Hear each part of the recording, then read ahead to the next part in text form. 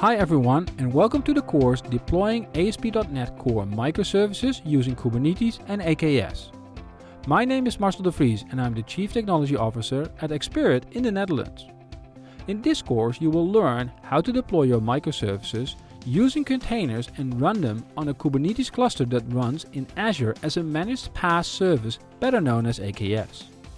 We will first start by exploring why we want to use containers to deploy microservices and run them on a Kubernetes cluster.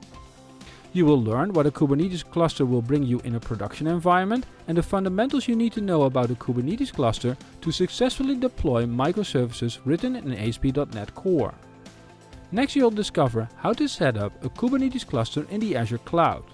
We will also add a container registry to the environment so we have a safe place where we can store and manage our container images that make up our microservices.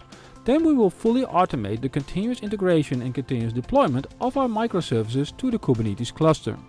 You will see how we can create a zero downtime deployment when we update the microservices that contain a fix.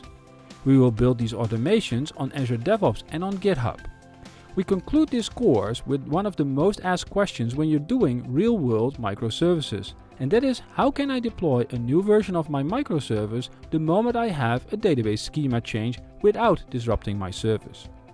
When you're finished with this course, you will have all the skills and knowledge of containers, Kubernetes, CI/CD automation with Azure DevOps and GitHub that you need to deploy ASP.NET Core microservices to a Kubernetes infrastructure available in the Azure cloud under the name AKS.